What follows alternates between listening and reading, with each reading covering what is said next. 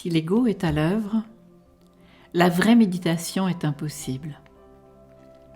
Il est essentiel de comprendre que ce ne sont pas là de simples mots.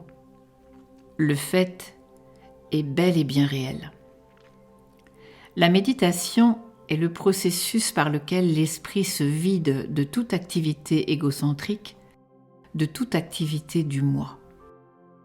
Si vous ne comprenez pas comment fonctionne le moi, votre méditation ne vous mènera qu'à l'illusion et au mensonge et à des distorsions de plus en plus marquées.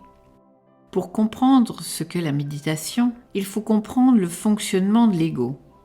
L'ego a vécu des myriades d'expériences d'ordre matériel, sensuel ou intellectuel qui l'ont lassé, faute d'avoir suffisamment de sens.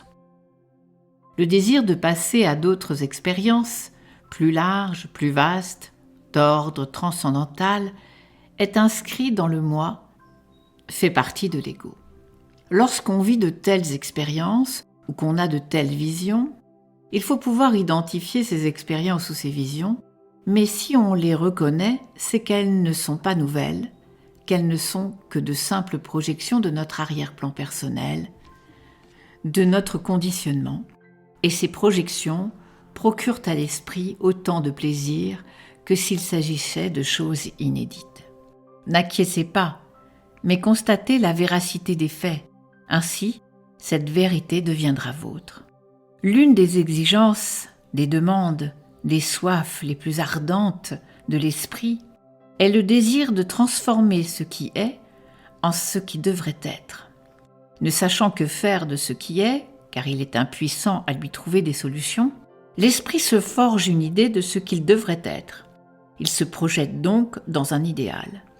Cette projection est l'antithèse de ce qui est, d'où le conflit entre la réalité des faits et l'idéal.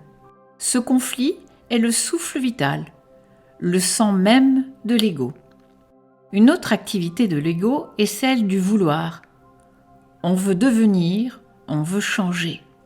Le vouloir est une forme de résistance qui nous a été inculquée dès l'enfance et qui a pris pour nous une énorme importance sur le plan économique, social et religieux. Le vouloir est une forme d'ambition qui donne naissance au désir de contrôle. Telle pensée en contrôlant une autre, telle activité de la pensée en contrôlant une autre. Je dois contrôler mes désirs. Le « je » est un stock de souvenirs et d'expériences, réunis par la pensée sous le vocable « moi ». Cette pensée-là veut contrôler, façonner, nier une autre pensée. L'une des activités de l'ego consiste à se dissocier, en tant que moi, l'observateur de ce qu'il observe. Or, l'observateur, c'est tout le passé. C'est une accumulation de connaissances, d'expériences, de souvenirs. Le « je », le « moi » se met en position d'observateur pour se dissocier de vous, qui êtes l'observé. Il en va de même pour nous et eux.